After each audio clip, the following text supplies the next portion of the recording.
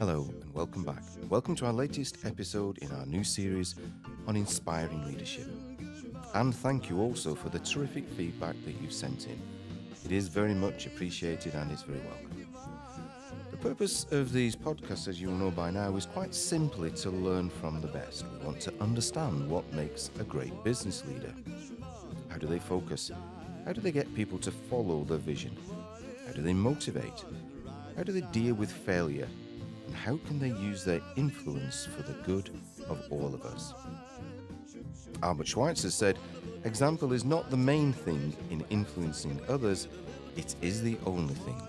We will learn from experiences, good and bad, and that will always be our best teacher. There's always something to learn. So why invent pastry when we can use our grandmother's recipes?"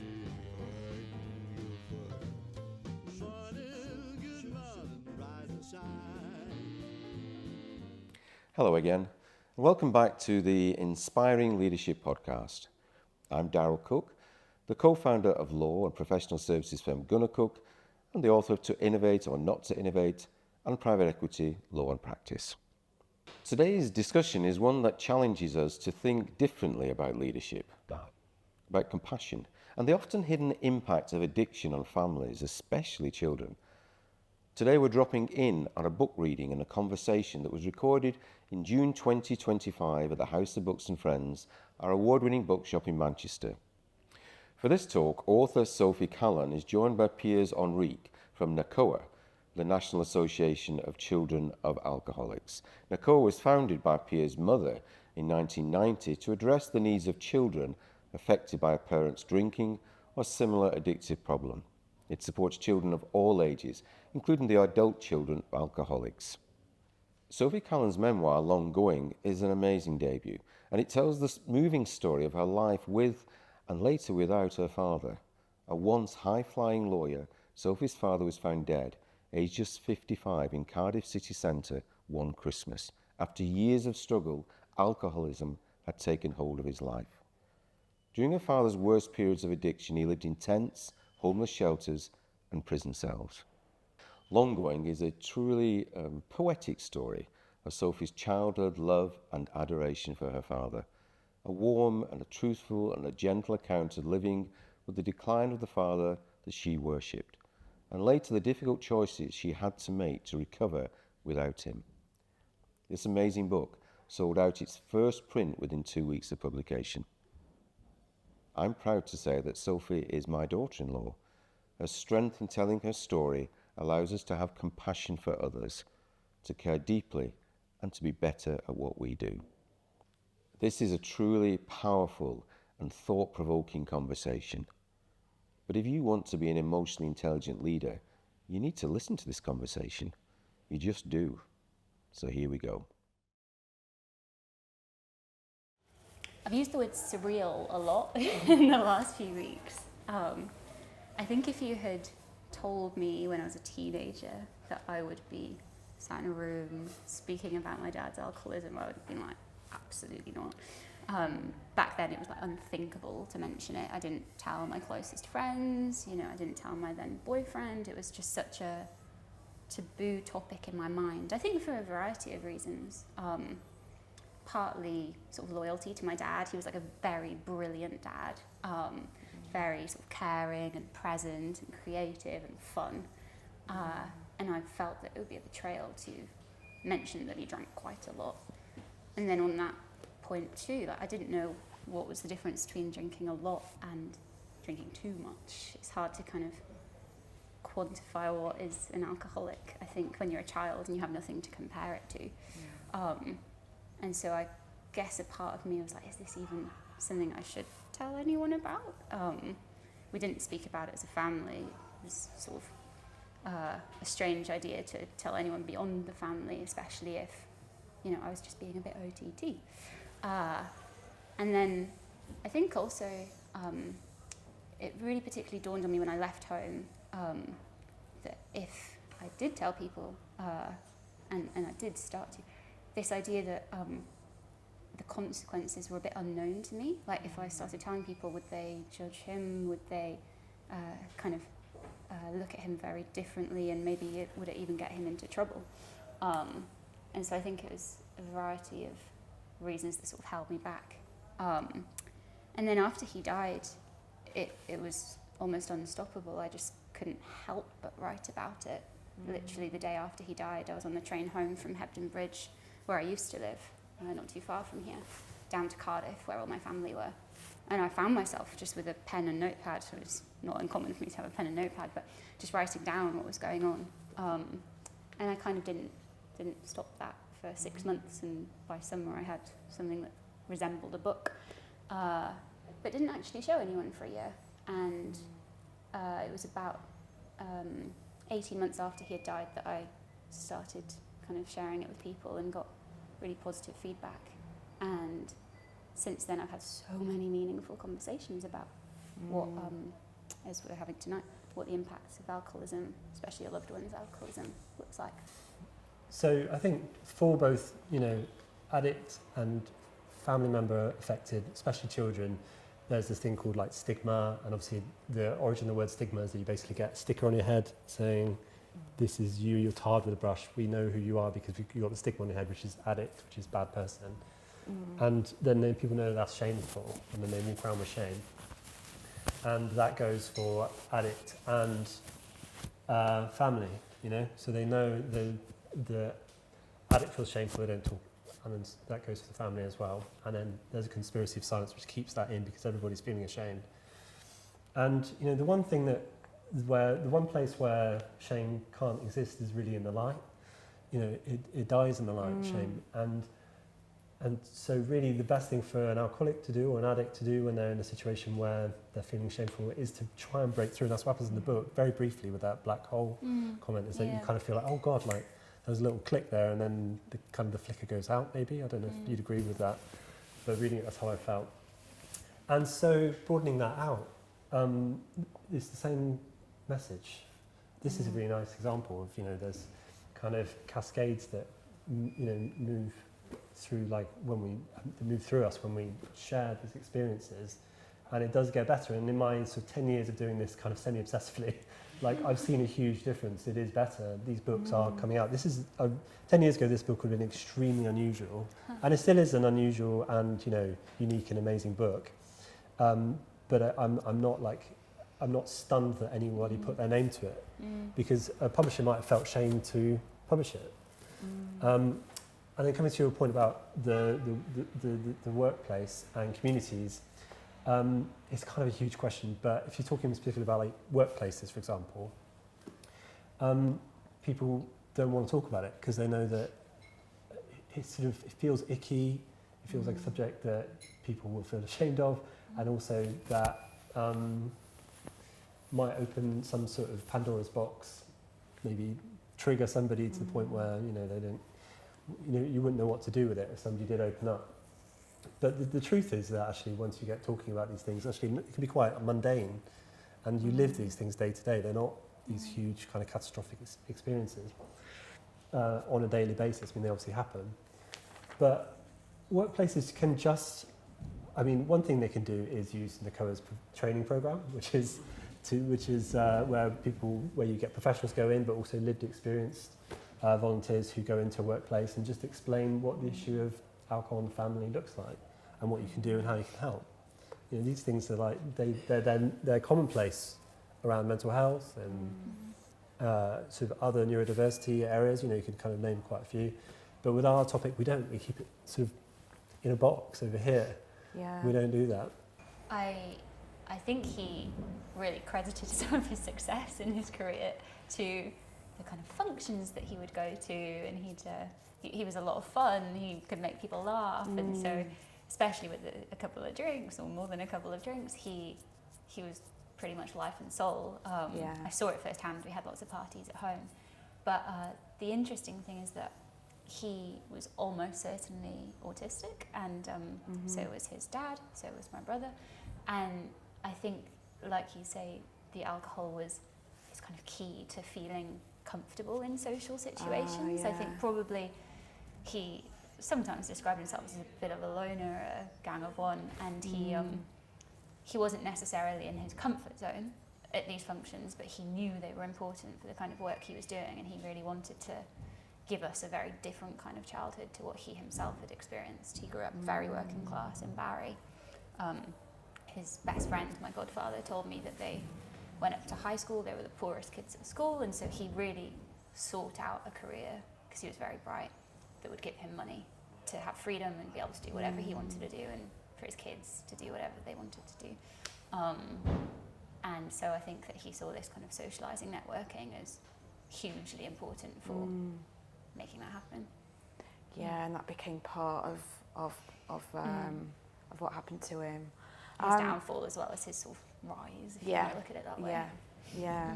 I've kind of pulled out a few extracts, let's see if I can actually find them. I thought I'd begin with just the first few paragraphs to give a little context for anyone who's not read it. There's a fair bit of Welsh in the book. Not too much of a nationalist, but here we go. There was a dad with me once. He drifted slowly, unsteady on his feet. I yearned for closure eventually. Truth is, I grieved his going before learning he had gone. Not a surprise, that news, but still a shock when it lit my phone screen. Those pixels stung like citrus on a cut. People often speak of Henriques. Untranslatable, they say. Is it? Split it in two, Henriques, and you get long gone. And that's the crux of it, if you ask me. A longing for someone, something, some time, some place, long gone. A heave in the gut for the no longer reachable. Where we truly lack the words is a more searing sensation. The longing for what's fading just beyond reach, within sight, between here and gone, like ink greying in cold sunlight. Here, mind, long going. My dad's long going was dark and frightening, tiring too, all that not knowing if, when he did come back, he might stick around this time. In Welsh, there's no word for have. Someone or something is either with us or not with us. No possession, only presence. Yes, there was a dad with me once. And then the next extract I thought I'd share is a glimpse of kind of the happy times, the morning routines we used to share together. So the noughties boomed in, heady with dial-up and scented gel pens and ponchos and new ringtones to select. We were green, carefree, and infamous among our suburbs. Childhood took place within half a mile, Kincoid, Cardiff, Wales. Nursery, primary school and high school were all just a quick walk through Nantfowr Woods. Our world was intimate. We lived simply, rooted to our routines. Back then, my dad's drinking was little more than a predictable backdrop. Just wine and beer around us, at least. Nothing nerve-wracking, no cause for concern. Sure, he didn't come home until the early hours once or twice a week, but all dads did that, didn't they? Mornings were our happiest times. I could trace their shape, eyes closed. My days began like this. Get up first, put on the school uniform, go downstairs to make tea and Weetabix. Clear an alcove and the junk across our paint-stained table. Forage for yesterday's G2, the Guardian's mag, erudite as it got. Snuck home from my dad's office. Life unfurled in a hushed sort of way, pottering around our dusty, drafty semi on a cul-de-sac 10. We were all friends, even the snails who trailed glitter on the floorboards, even the silver birches who painted with our mellow Welsh sun. The artist's quarter, BYOB, bring your own brush. I tried to do a little intervention, just writing a letter to him when it all got a bit obviously problematic. We had a conversation about it for the first time. It was an anxious 24 hours of imagining scenarios. The next day I took my place in the coffee shop, trusting the postal service implicitly. I chose a seat facing the door, then ordered a latte and opened my book. I had a reading list to get through before my Oxford term resumed, but I mainly studied for cafe entrance. At the halfway point I bought a Welsh cake and tea. 2 hours in, I began to consider the possibility he might not be joining me. Totally wired by caffeine and nerves, I checked the time again on my phone. A few minutes remained, nearly 3 hours had gone by and he hadn't shown up. I placed the screen face down. The prospect of outright failure was alien to me. Then there he was in the doorway. My heart leapt and I jumped to my feet. Dad, over here. He hesitated and I beckoned him to the till. What do you want to drink? He shook his head at the chalkboard. What even is all this stuff? Mocha what? I'll get you an Americano. Go sit. I beamed at the bemused barista and waited at the end for our drinks, glancing over to check he was still there. I carried across our tray and nudged his coffee towards him, then began businesslike. "Thank you for coming," I said. "I'm so glad you're here." From my tote, I fished for the Alcoholics Anonymous pages that I'd printed at the big library in town. I laid out the papers in front of him, flattening them with my forearm. I wanted to do what he'd done for me that blustery day in the pub at Caerphilly Mountain. I wanted him to find meaning in what I was showing him, to guide him towards the brighter future he deserved. "You have to halt," I read aloud, "if you're ever hungry, angry, lonely or tired and feel like you need a drink. Instead, you could try to eat something, or calm down, or come find this, or sleep." Learning all this felt more vital than my uni reading list, with higher stakes than the tests I'd faced there on my return. And yet I was so adrenalised, I remember just one thing he told me at that table. "When I drink red wine, it's like a black hole," he said. "I can't stop." I nodded, excited that he was opening up to me. It was the first time in our family history that any of us were having a proper conversation about it. The coffee shop was shutting. I hugged him. He went back to his desk, I think. My mum fetched me and took me to Grandma's, where they demanded a debrief. It did feel like a breakthrough, I concluded, jubilant on the face of it. I didn't mention the red tint in its eyes, nor the fumes beneath his aftershave. That night, I mulled over how many drinks he might have needed to make it to our conversation. People take on all kinds of different roles as well. So there's hero children, but there's also kind of, you get sort of what you'd say like a mascot, so somebody who sort of jokes around. Their skill is making people feel comfortable. Yeah. And again, they're trying to protect the family and be the person who helps their parent if they're in a situation. And then often some people withdraw and they become kind of what you call a scapegoat. But people fall into these different categories. But the kind of the common thread and the kind of the current that runs through it all is that everybody just wants this thing to change, but you can't unless that person makes a choice for themselves. Yeah, it's a big part of the work, yeah. Because it's really complicated. I think as you were articulating beautifully, Sophie. And so where do you start with it? So I think children of alcoholics especially, and also partners as well, but the children could be classed as young carers very often when they're in a situation. Yeah. So you're playing a caring role for your parents, so you're parentised, as we sort of shared a word earlier, where the child becomes the parent and are feeding them, helping, take care of your siblings, keeping the house clean, everything you'd expect to be done for you in this moment when really you should be free, you're tethered down. And then the thing that happens when you get older especially, I should say I like divorce, I say divorce, that's the right word. Like at court, told my dad to go away when I was 10, so there's a difference, I wasn't an adult. And yeah, he was an alcoholic, but also he was worse sober than he was drunk. But anyway, but most of the cases is when people get into adulthood, and the thing is not like you get to 18, and even if you go to university and then click, it's like sorted, you've got your own life now, like that follows you, and it keeps bringing you home, and all of these kinds of guilt, emotions, shame, all the rest of it brings you back. And I do think it's quite a female thing as well, if you don't mind me. Also I'm not female, but I think I see a lot of women feeling like they have to go and be the person who takes care of their parent. And as they get worse and once they get older, they need to go to hospital, they need to be driven around, they lose their license. These things, then it's not normal, but in our world it's normal.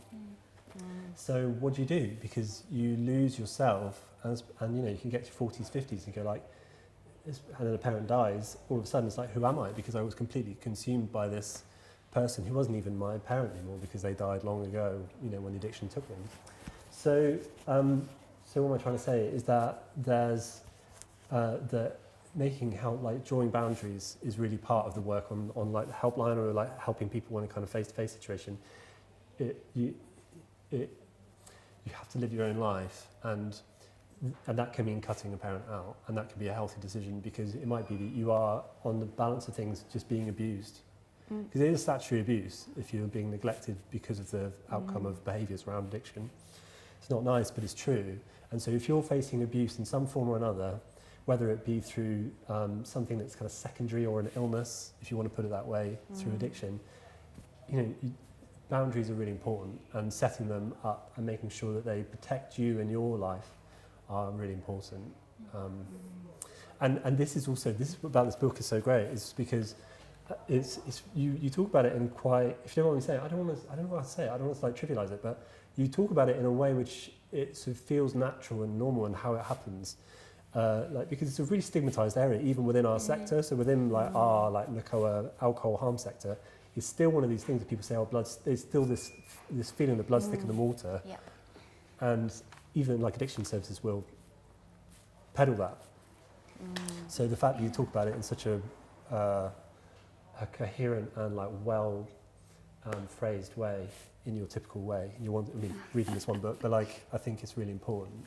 Yeah, do you know, it's funny that this has come up because I was reading on the train about estrangement and how there hasn't, as far as I can tell, there hasn't really been that much research into it and data on it. And the last thing I could find was a report from 10 years ago, I think it was, possibly even slightly longer, that said up to 12 million people in the UK are affected by estrangement. I have no idea of the accuracy or sort of recentness of any more data, but I thought, anecdotally, I do know quite a few people who are estranged from parents or siblings or close family members, and it is so, I assume, under-researched and not really spoken about very much at all. The side that's gone really well recently is corporate people and supporting schools work. So I thought it's really interesting you mentioned schools, because it's a huge part, growth for us has been in community wanting to get the message out in schools. And we I think we did 100 schools in 2 years recently. And so one of our big partners is Iceland Foods. And they've just doubled their commitment, which means another 2 years we've doubled, so there'll be 200 schools.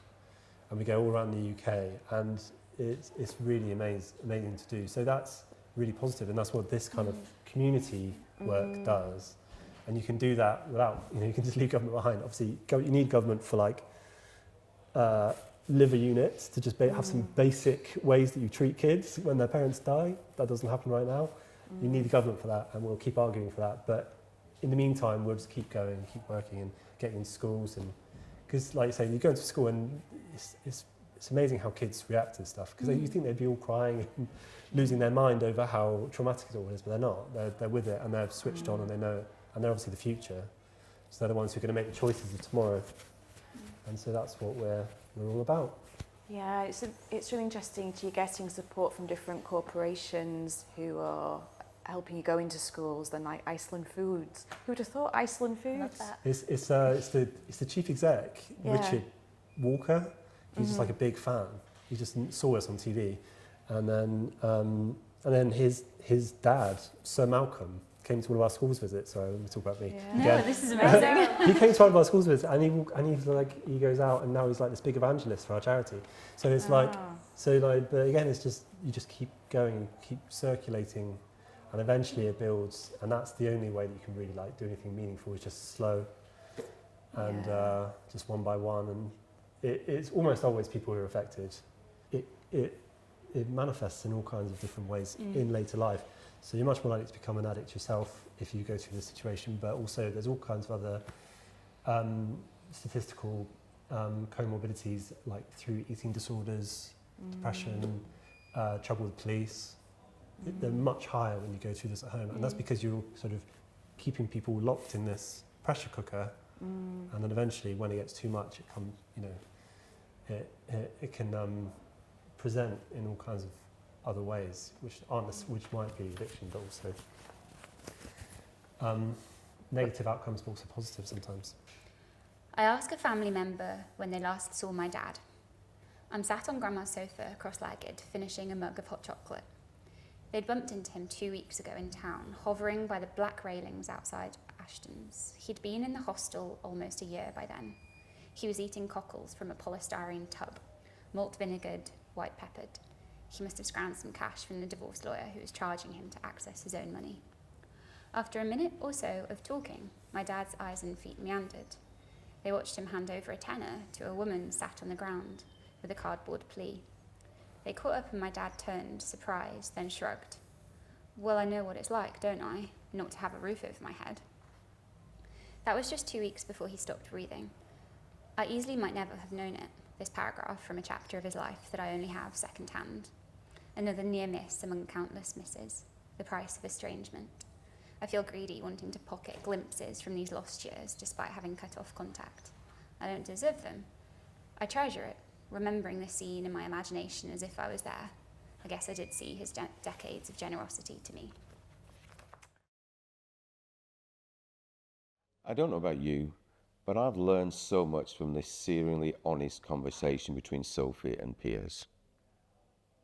I hope it's opened opportunities to think about how we can better support families and children in crisis, be that as friends, as neighbours, as teachers, or as business leaders. What struck me is how, for Sophie, once she'd let go of her judgment of her father, it was possible for her to move on in her life with renewed compassion and a positive mindset. There's great power in accepting what we can change and what we cannot. Building a culture in your team or your organisation is not about bringing a dog to work. It's more than perks and benefits. Nothing wrong with that, but if you leave it at that, you're just building a culture of entitlement. It's about caring and compassion and showing everyone in your team just how to look out for each other. To do that, you need to understand your team, and so do your people. Not just who's their favourite football team, but what are their deepest concerns so you can be there for them. You can then listen, understand, and where you can act. Emotionally intelligent leadership is the only leadership that works. I encourage you to buy Sophie's book, Long Going, from our House of Books and Friends bookshop. Lots of children like Sophie grow up believing they can fix their families. As a society, let's do all we can to take that pressure off them and allow them to lead the life that they deserve.